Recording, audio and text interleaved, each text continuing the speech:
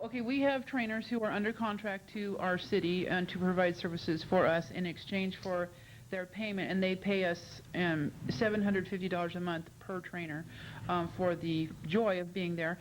They have exclusive rights to provide training services there. They draw their pool of clientele from the boarders, and one thing we expect from the trainers is for them to keep the stalls full. And we're currently looking for a trainer who can bring us clientele. Anybody we would be happy to talk to. Our trainers there, they don't charge $75 an hour for lessons. I think with on a lesson horse provided by one of the trainers, I believe it's $50 per lesson, and if you're on your own horse, it's either 40 or 45. So it's substantially. Can I ask? I'll bring that back to one of the next committee meetings from the trainers. Okay, then can I ask Linda, in your observations of the congestion at Chandler's, I think it was said here tonight, but I want to make sure that it's your understanding as well. Do you see a lot of the boarders from the Equestrian Center going over to Chandler's to have their lessons rather than using the trainers that are on site? There are a substantial number of them. They don't make up the entire population. Where that comes from is we have trainers who do not train at the Peter Weber Equestrian Center who keep lesson horses there and then train over at Chandler with their lesson horses and have the customers come there. So they're running in a same program as we have, or say Seahorse Riding Club has, just they're running it at Chandler Park. And your estimation of how long it would take to ride from Chandler over to Howlett would be about what? From Chandler Park to Howlett, going down the back trail through the Hawthorne Tunnel, I'd say 20 minutes, maybe 25. Okay. For an experienced rider, not a student. Please. No. Thank you. Ma'am, I've warned you now. Don't do that again. Thank you very much. All right, Mr. Mayor, those are all the questions that I have. If council has some questions, Linda's here to help answer. Questions for Linda? I don't see any, Linda, and thank you very much. I do have one. Slow hand, there we go. One issue was raised about that if we raise this fee, that will be the highest cost for a license in the city. I believe that's true. Well, yeah, actually, I think I can best answer that question. This is commonly called a business license, but it is in fact a permit fee. Mm-hmm. It is different from a business license. A business license is a general tax that is levied on any business in the city for the privilege of conducting business, and it pays for general things like, oh, when you need the police to show up, they'll show up. When you need the street in front of your business swept, it gets swept. This is a specific permit fee that is levied for the privilege and the right of using public property for the conduct of private business. And it is really the only type of fee that we have with that regard. It's a little different than our recreation classes, whereby we have a fee sharing arrangement with our contractors. But that's the difference, and this is really kind of a unique fee. I don't think there's anything really that can compare to it in any of the other city fee schedules or taxes. Thank you, Doug. Yes, Judy. One more question for Linda. I noticed in our survey that we did a survey of cities that have equestrian facilities, and one thing that came up was that some cities actually charge a fee to use the arena, the city arenas. Are you familiar with that? Do you know what they're charging, and how does that work? There are a great number of cities in the Southern California area that provide public facilities, and some of them have trails with picnic tables and staging areas to park a horse trailer and go trail riding.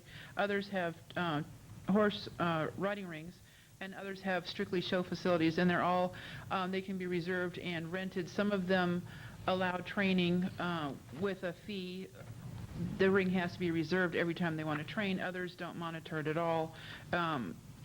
I've not noticed, as I've done a few checks around different areas, there are no other cities in Southern California that maintain the same number of riding rings. This city has 11 riding rings open for public use in a small city, and we do all the maintenance, the repairs, the sprinklers. We pay for, everything, the jumps, the sand, the water, the fence repair, everything. And other facilities that I've seen are very rundown, and they're not a top priority with any city that's not renting them out for strictly show purposes.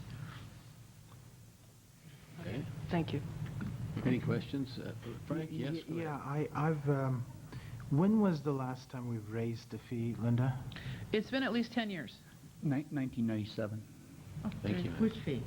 The trainers, Trainers' fees. Trainers fee. Yeah, the $300 fee that's being proposed to go up to 400, Yeah, I mean, I thought it was some years, but I've heard someone mention that every year raising it $100 is a lot, and I agree it's a lot if we raised it every year, but I wasn't sure that it was raised for several years, but I didn't know it was. It certainly was not raised since I was chair of the Equestrian Committee, and that was several years ago, but I didn't know that it was 10 years. Okay. If I may sort of tag on to that discussion, give you a little flavor for how it went at the Equestrian Committee, there was discussion about, gee, $100 seems like a lot to raise it.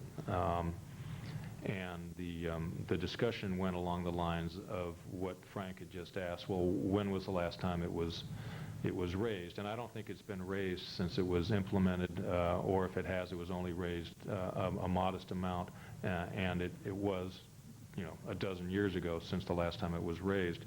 The feeling on the part of the Equestrian Committee was, if you take, the CPI and send that over the last dozen years, 13 years, we're probably all we're doing is catching up.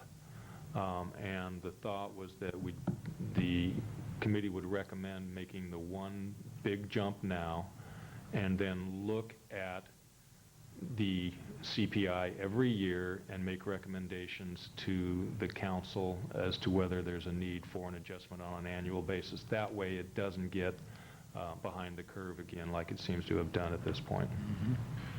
Are we unique in this sense that our city, as you suggest, we provide a lot of training facilities for private trainers? But as I said, I think that's great. I'm proud of that. I mean, we have our equestrian in our DNA, and then that's great that we do that. But are there other cities that are out there that have a similar fee that they charge for use of public facilities? I've not found many cities that charge any fee, and some cities don't allow training in their rings. Some cities do, but they'll be owned by the county, and they'll only charge if someone's reserving it. Otherwise, it's not available for training. Okay. I see. How many hours a week a given trainer gives lessons? We have some that are full-time using the rings. They start at, I'd say, 8 in the morning between, and their schedules may vary. They may ride some customers' horses. I know Rich Oldroyd was saying they're paying for training. That means their trainers riding the horse as well as they're giving, I think it was you that said that, as well as giving lessons to his daughter. So he's paying one fee that includes his trainer's services. So typically you would have the trainer's attention 5 days a week. Sometimes a trainer will work 6 days a week, but we have trainers that start, we have 2-hour limits on riding lessons per trainer in our rings, and we have the trainers call and complain about each other because they're exceeding the 2 hours and one wants to get in there, and then before you know it, you've got 3 trainers in there, which is not supposed to be happening, but they kind of jockey around for time. So they're there quite a bit. I'd say a part-time trainer is probably there 10 hours a week.